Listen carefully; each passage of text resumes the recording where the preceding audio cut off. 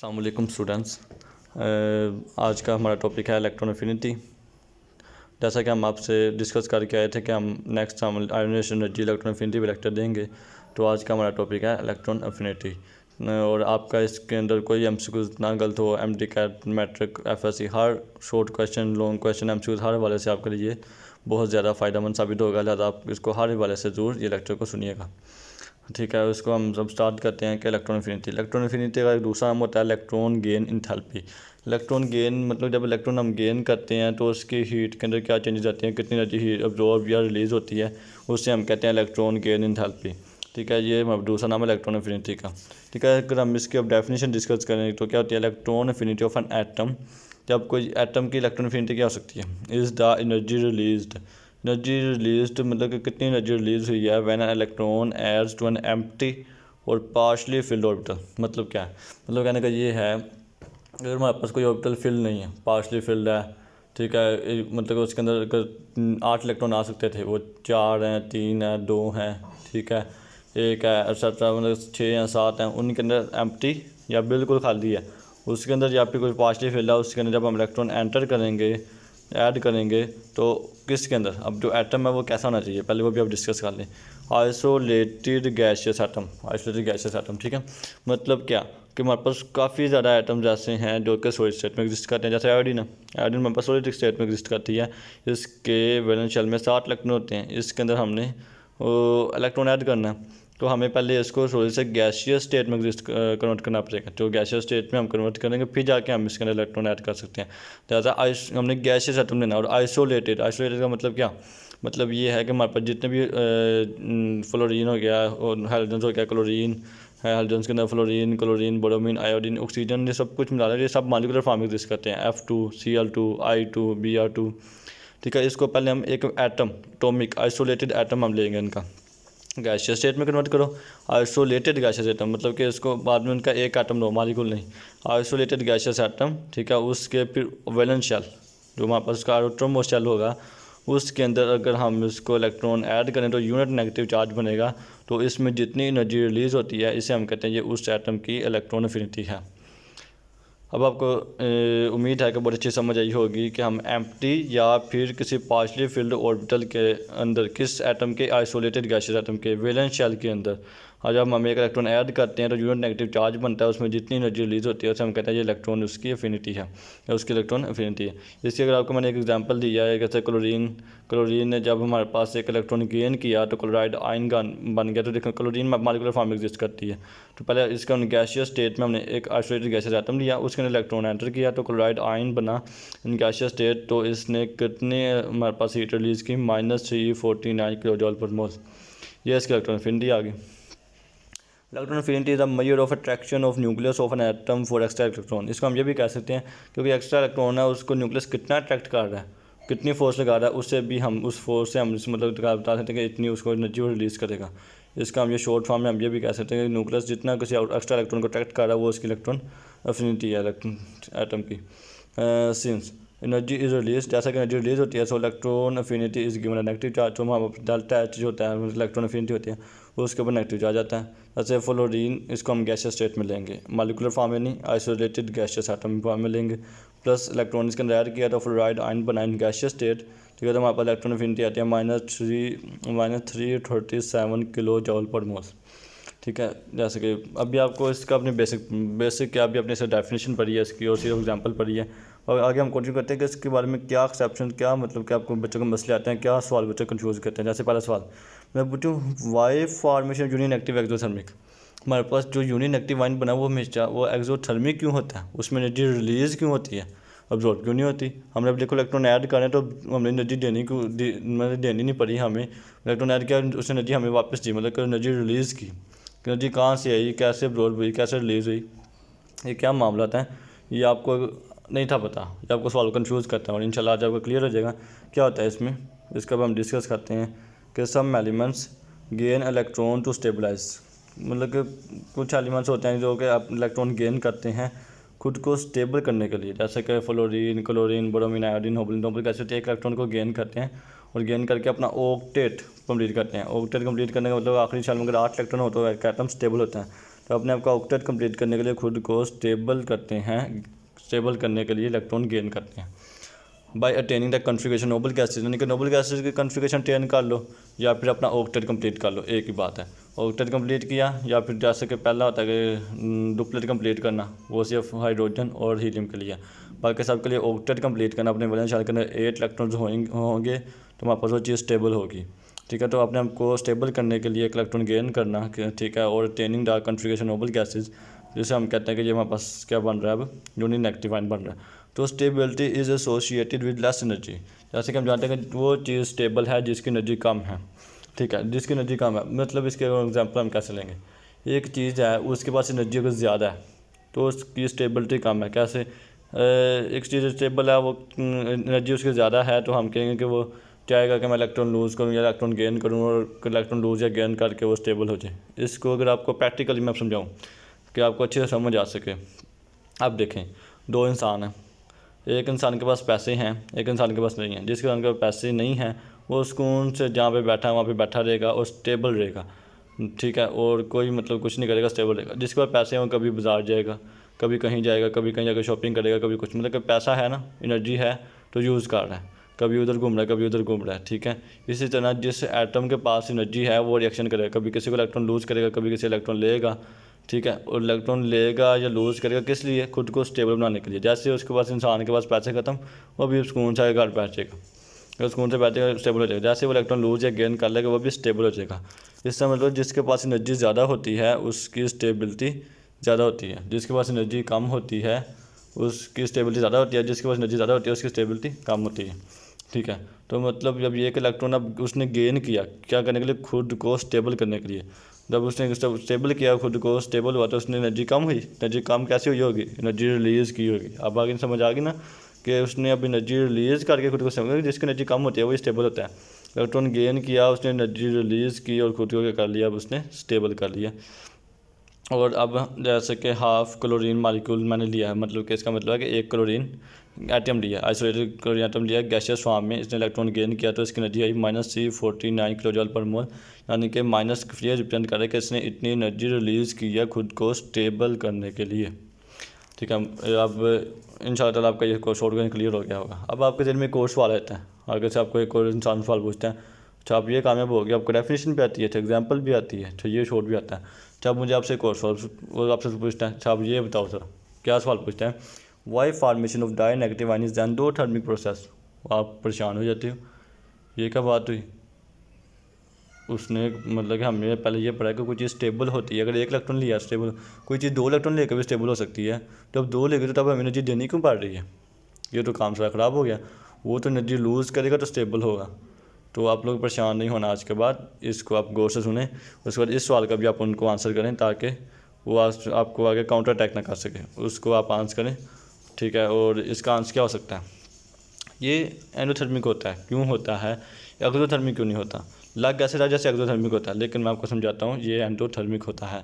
When a second electron is added to unit negative ion, जब हमारे पास एक ऐसा एटम है जिसके पास पहले ही एक यूनिट नेगेटिव आयन है, एक इलेक्ट्रॉन उसने गेन किया हुआ है, जब उसके अंदर हम दूसरा इलेक्ट्रॉन ऐड करेंगे तो इनकमिंग इलेक्ट्रॉन, जो हम दूसरा इलेक्ट्रॉन ऐड कर रहे हैं, is repelled by the already present electron, जो कि उसके अंदर इलेक्ट्रॉन प्रेजेंट है उनसे वो रिपेल होगा, वो उसको अपने अंदर आने नहीं देंगे, रिपल्शन ज़्यादा हो जाएगी। And energy is absorb in this process, मतलब क्या, अब देखें जब हम एक इलेक्ट्रॉन ऐड कर चुके थे, ठीक है, अब न्यूक्लियस की अट्रैक्शन थी, सिर्फ फर्ज करें हमारे पास 7 प्रोटॉन थे, 7 इलेक्ट्रॉन थे, ठीक है, 7 प्रोटॉन 7 इलेक्ट्रॉन मतलब अब अट्रैक्ट कर रहे हैं। जब हमने एक और इलेक्ट्रॉन ऐड किया, अब 8 इलेक्ट्रॉन हो गए, 8 इलेक्ट्रॉन हो गए हैं, तो हम क्या कर रहे हैं, अब एक और इलेक्ट्रॉन ऐड कर रहे हैं, एक और इलेक्ट्रॉन, अब 7 प्रोटॉन 8 इलेक्ट्रॉन को अट्रैक्ट कर रहे हैं, तो इतनी उसकी पावर नहीं होती, ठीक है। जब एक और हमने इलेक्ट्रॉन अब एंटर कर रहे हैं तो उसको अब 8 इलेक्ट्रॉन की रिपल्शन का सामना करना पड़ रहा है, न्यूक्लियस की अट्रैक्शन तो कम होगी। जब उस रिपल्शन को काबू करना है फिर जाके वो एंटर होगा, उस रिपल्शन को काबू करने के लिए, उस रिपल्शन को कंट्रोल करने के लिए हमें उसको एनर्जी देनी पड़ती है। हाँ, अब आपको समझ आई होगी कि क्यों डाई नेगेटिव आयन हमारे पास उसमें एंडोथर्मिक होता है। इसका ट्राई नेगेटिव वो भी एंडोथर्मिक, टेट्रा नेगेटिव एंडोथर्मिक, मतलब कि सिर्फ यूनी नेगेटिव आयन एक्सोथर्मिक है, बाकी जितने भी मजीद इलेक्ट्रॉन आप ऐड करेंगे उसमें रिपल्शन का सामना करना पड़ेगा, उतनी एनर्जी आपको देनी पड़ेगी, वो बाकी सब तमाम के नाम एंडोथर्मिक होंगे। जैसे कि ऑक्सीजन आ गया, ऑक्सीजन गैसेस फॉर्म में लिया हमने, आइसोलेटेड स्टेट फॉर्म में आइसोलेटेड गैसेस एटम लिया ऑक्सीजन का, इलेक्ट्रॉन ऐड किया, उसके उसकी इलेक्ट्रॉन एफिनिटी आई -141 किलो पर मोल, एनर्जी रिलीज हुई। हम जानते हैं यूनिट एक्टिव आयन में एनर्जी रिलीज होती है खुद को स्टेबल करने के लिए, बाद में भी स्टेबल होता है, लेकिन स्टेबल होगा लेकिन उस रिपल्शन को काबू करने के लिए हमें एनर्जी देनी पड़ेगी ना। तो हम आगे ऑक्सीजन यूनिट एक्टिव आयन था, उसके अंदर जब हमने इलेक्ट्रॉन ऐड किया तो ऑक्सीजन -2 आयन बना, ठीक है। तो इसके अंदर हमारे पास उसने एनर्जी अब्जॉर्ब की कितनी, 780 किलो जूल पर मोल, ठीक है। अब ये भी समझ आएगी कि वो एंडोथर्मिक प्रोसेस क्यों होता है, ठीक है।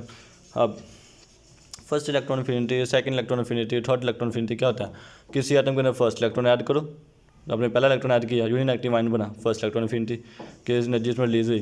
सेकंड इलेक्ट्रॉन एफिनिटी किसी यूनिट एक्टिव आयन के अंदर, किसी एटम के अंदर नहीं कि दूसरा इलेक्ट्रॉन ऐड करो, ये नहीं, किसी यूनिट एक्टिव आयन के अंदर दूसरा इलेक्ट्रॉन ऐड करना, इसे हम कहते हैं सेकंड इलेक्ट्रॉन एफिनिटी, जैसे कि आपके सामने लिखा भी हो। इस तरह थर्ड इलेक्ट्रॉन एफिनिटी का किसी डाई नेगेटिव आयन के अंदर थर्ड इलेक्ट्रॉन ऐड करना, थर्ड इलेक्ट्रॉन एफिनिटी, ठीक है। ये सब आगे एंडोथर्मिक होंगे।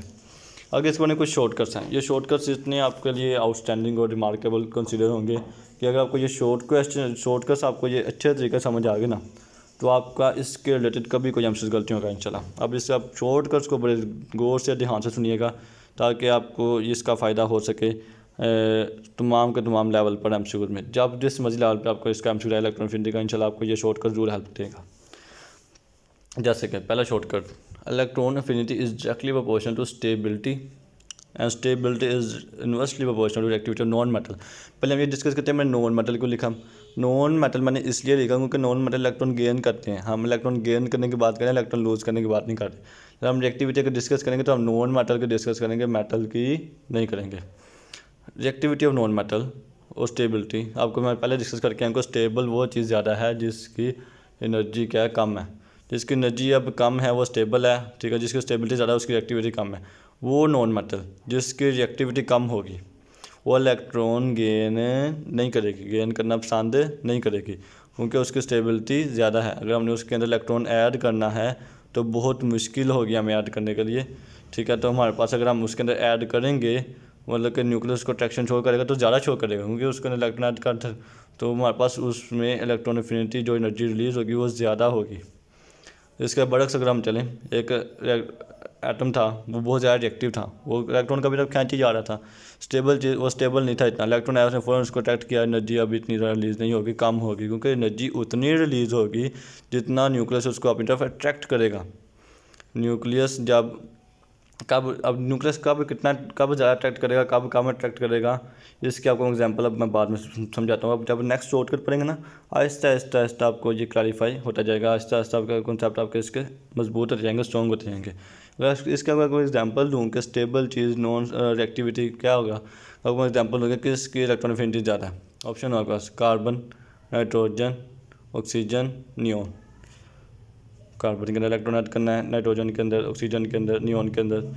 तो आप नियॉन एक स्टेबल है, नियॉन एक स्टेबल चीज़ है, इसकी अब इलेक्ट्रॉन एफिनिटी ऑलमोस्ट इसकी ज़ीरो होगी ना, ऑलमोस्ट आप खुद जज करें, इसकी ऑलमोस्ट ज़ीरो होगी। इसके अंदर हम इलेक्ट्रॉन ऐड कर ही नहीं सकते, ऑलमोस्ट पहले ही आउटपुट हैं। तो ये तो आप छोड़ते हैं, बाकी रह गया हमारे पास कार्बन, नाइट्रोजन, ऑक्सीजन। ऑक्सीजन हमारे पास इनमें से सबसे ज़्यादा क्या है, स्टेबल है। क्यों स्टेबल चीज़ कौन सी होती है, एक और इसकी रीज़न वो ये है कि जिसका साइज़ कम होता है, साइज़ कम हो उसका न्यूक्लियर अट्रैक्शन उसके ऊपर ज़्यादा होती है, न्यूक्लियर इलेक्ट्रॉन को अच्छे से होल्ड किया होता है, वो चीज़ उतनी ज़्यादा स्टेबल होती है, वो ना इलेक्ट्रॉन लूज़ करती है ना गेन करने की पावर है, ना गेन करती है इतनी जल्दी। लेकिन जब इलेक्ट्रॉन इसके पास आता है तो उसको गेन स्ट्रोंगली करती है, स्ट्रोंगली इसको गेन करेगी तो न्यूक्लियर अट्रैक्शन ज़्यादा होने की वजह से ज़्यादा एनर्जी रिलीज़ होगी। अगर ऑक्सीजन इसका आंसर हो गया क्योंकि ऑक्सीजन की क्या थी, स्टेबिलिटी ज़्यादा थी, ऑक्सीजन की रिएक्टिविटी कम थी लेकिन उसकी न्यूक्लियर अट्रैक्शन ज़्यादा थी।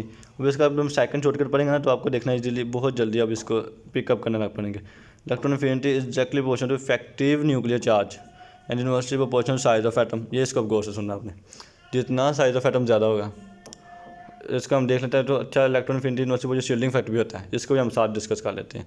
जितना साइज ऑफ एटम ज़्यादा होगा उतने उसके अंदर, उस शेल्स के अंदर इलेक्ट्रॉन शेल्स ज़्यादा होंगे, शेल्स के दरमियान इलेक्ट्रॉन ज़्यादा होंगे, आउटर मोस्ट शेल और न्यूक्लियस के दरमियान शेल्स ज़्यादा, उसके इलेक्ट्रॉन्स ज़्यादा, उसकी अब इंटरवीनिंग इलेक्ट्रॉन की रिपल्सन ज़्यादा। इंटरवीनिंग इलेक्ट्रॉन की रिपल्शन ज़्यादा होने की वजह से इसका शील्डिंग इफेक्ट बहुत ज़्यादा। शील्डिंग इफेक्ट जब ज़्यादा हुआ तो हमारे पास जो था फोर्स ऑफ अट्रैक्शन जो न्यूक्लियस आउटर मोस्ट इलेक्ट्रॉन पे लगा रहा था वो काफ़ी ज़्यादा कम होगी, क्योंकि उस रिपल्शन ने काफ़ी फोर्स कम कर दी। वो रिपल्शन काफ़ी ज़्यादा कम होने की वजह से हमारे पास जो उसकी है इलेक्ट्रॉन एफिनिटी क्या हो जाती है, बहुत ज़्यादा कम हो जाती है, क्योंकि जितनी न्यूक्लियस अट्रैक्शन शो करेगा उतनी एनर्जी ज़्यादा रिलीज़ होगी। या फिर न्यूक्लियस जितनी कम अट्रैक्शन शो कर रहा है उतनी एनर्जी कम रिलीज़ होगी। बहुत कम अट्रैक्शन शो की जिसका साइज़ ज़्यादा है उसकी इलेक्ट्रॉन एफिनिटी उतनी कम। अब आपको समझ आ गई होगी।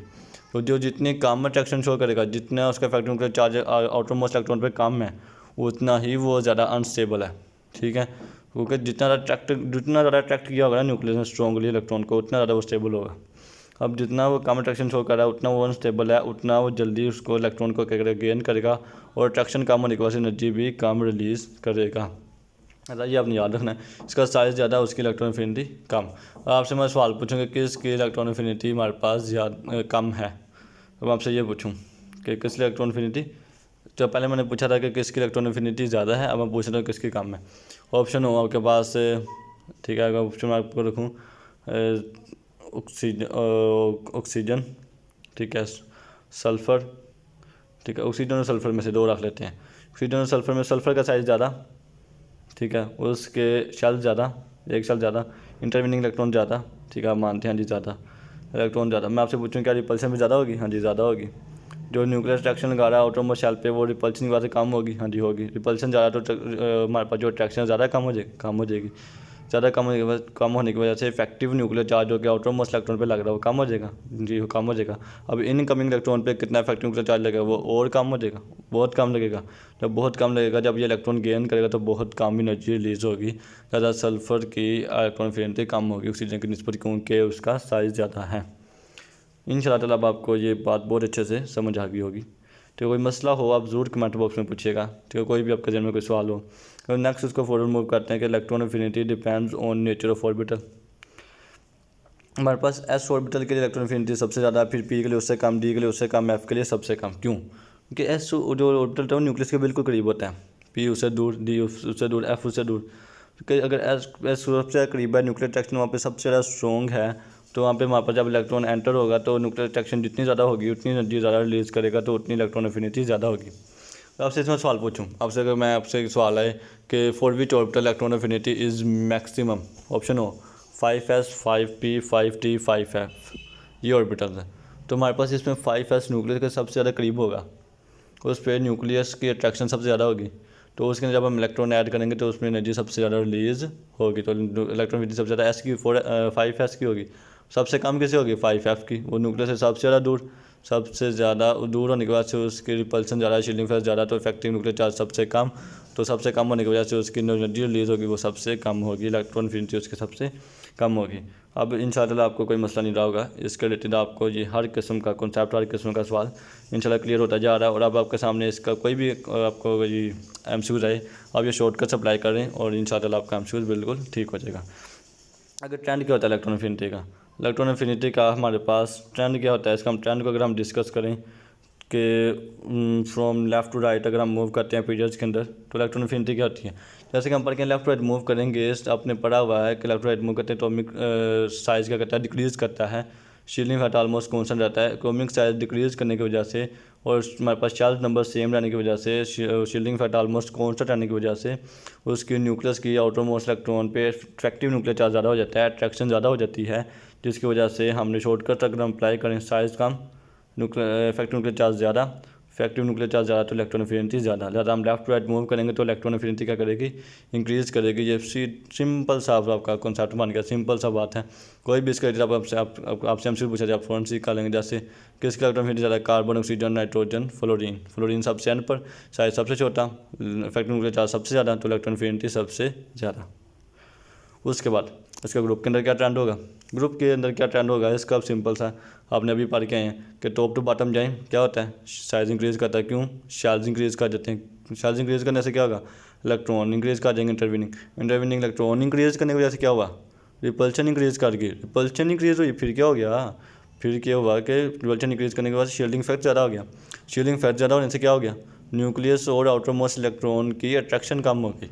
ट्रैक्शन कम होगी तो इससे क्या हुआ हमारे पास इलेक्ट्रॉनफिनिटी जो अगर हमारे पास ट्रैक्शन कम हो गई है तो हमारे पास आउटर मोस्ट इलेक्ट्रॉन को जो हम अट्रैक्ट करें उसकी ट्रैक्शन अगर इफेक्टिव न्यूक्लियर चार्ज ही कम हो गया तो इनकमिंग इलेक्ट्रॉन को जो हमें ट्रैक्शन लग रही है बहुत कम लग रही है, तो जितनी ट्रैक्शन कम होगी उतनी एनर्जी कम रिलीज़ होगी, ज़्यादा साइज़ ज़्यादा होने की वजह से एनर्जी कम रिलीज़ होगी, ज़्यादा टॉप टू बॉटम जाते हुए साइज़ इंक्रीज़ करता है, ज़्यादा टॉप टू बॉटम जाते हुए इलेक्ट्रॉनफिनिटी डिक्रीज़ करेगी। ऐसे नंबर ऑफ शेल इंक्रीज़ होते हैं, साइज इंक्रीज़ होने के बाद से चिलिंग इफेक्ट इंक्रीज़ होता है, इफेक्टिव न्यूक्लियर चार्ज डिक्रीज़ होता है, रिएक्टिविटी इंक्रीज़ करती है, तो हमारे पास इलेक्ट्रॉनफिनिटी डिक्रीज़ कर जाएगी। लेकिन इसके अंदर एक एक्सेप्शन है। एक्सेप्शन ये है कि हैलोजेंस के अंदर फ्लोरीन ब्रोमीन आयोडीन में सबसे ज़्यादा जो इलेक्ट्रॉनफिनिटी होनी चाहिए फ्लोरीन की, फिर क्लोरीन की, फिर ब्रोमीन की, फिर आयोडीन की। आप भी मानते हैं, आपसे सवाल पूछा, आप कहेंगे सबसे ज़्यादा किस कर कहेंगे फ्लोरीन की, तो मैं कहूँगा नहीं बेटा, इसमें एक एक्सेप्शन आती है, उसको आप गौर से सुने, फिर आप मुझे बताइएगा कि किसकी ज़्यादा होती है, क्यों। हमने असल में देखना है इफेक्टिव न्यूक्लियर चार्ज किसका ज़्यादा है, ठीक है। वो फ्लोरीन है ना, फ्लोरीन उसका साइज़ बहुत छोटा होता है, उसके गिर्द भी 7 इलेक्ट्रॉन होते हैं, और जब 7 इलेक्ट्रॉन छोटे से साइज़ के अंदर बहुत करीब होंगे तो उनके पास रिपल्शन बहुत ज़्यादा होती है, तो इनकमिंग इलेक्ट्रॉन को रिपल्शन का सामना बहुत ज़्यादा करना पड़ता है, तो इस वजह से उसकी जो इफेक्टिव न्यूक्लियर चार्ज होता है वो बहुत कम हो जाता है।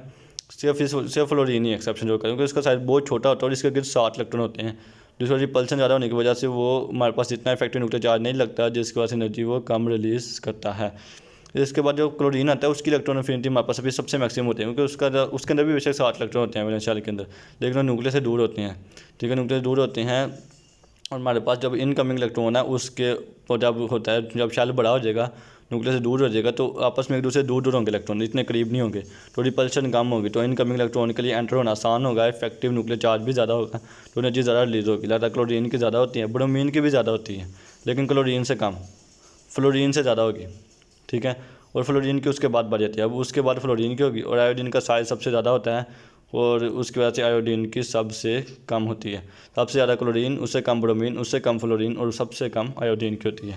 अब क्यों, why electron affinity of fluorine is less than chlorine, अगर आप सवाल है तो सिंपल सा इसका आपने आंसर देना है, तो फ्लोरीन का साइज़ बहुत छोटा है, बहुत छोटा है, वेरी स्मॉल साइज़ है, और 7 इलेक्ट्रॉन पाए जाते हैं छोटे से साइज़ के अंदर, छोटे से शेल्स के अंदर, 2s2p के अंदर 7 इलेक्ट्रॉन पाए जाते हैं।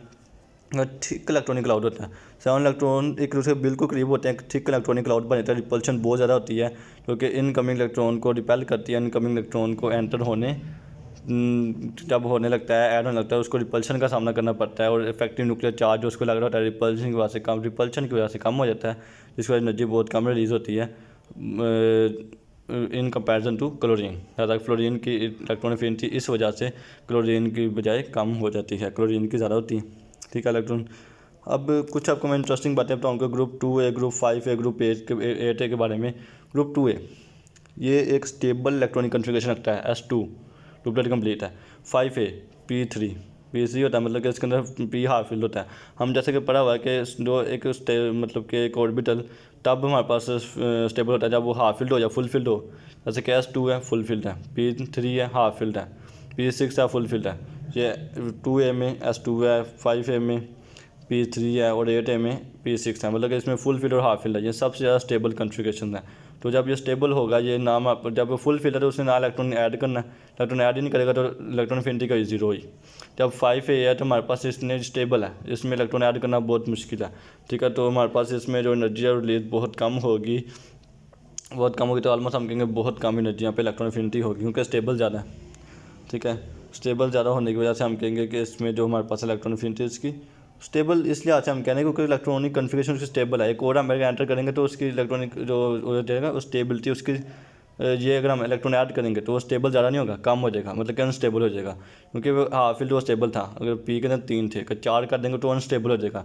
तो वो चीज़ जब स्टेबल से अनस्टेबल होती है तो वो एनर्जी हमारे पास रिलीज़ नहीं करती, अब्जॉर्ब करती है, और रिलीज़ करे तो बहुत कम रिलीज़ करेगी, ठीक है। तो हमारे पास ये इसके लिए बहुत लो इलेक्ट्रॉनफिनिटीज़ होंगी। ग्रुप 2A तो 8A के लिए ऑलमोस्ट 0 और 5A के लिए ऑलमोस्ट लो होंगी। जैसे कि हम पढ़ लेते हैं, the elements of group 2A, 5A, 8A show abnormally low values in every period of periodic table. Period के अंदर हमारे पास लो वैल्यूज शो करेंगे, क्यों this can be understood from their stable electronic configuration. जैसे कि shell जो कि फुल फिल या हाफ फिल्ड हो वो स्टेबल होते हैं, और जैसे कि 2A के अंदर S2, 5 के अंदर P3 और 8 के अंदर P6। सब बेरिलियम और मैग्नीशियम के ऑलमोस्ट इलेक्ट्रॉनफिनिटी 0 होती है, क्योंकि जैसे हम नीचे जाएंगे तो साइज़ इंक्रीज़ होगा तो इलेक्ट्रॉनिफिनिटी क्या करेगी, इलेक्ट्रॉनिफिनिटी डिक्रीज़ करेगी, तो उसमें कुछ ना कुछ होती जाएगी। ठीक है, पहले हमारे पास इसकी 0 होगी।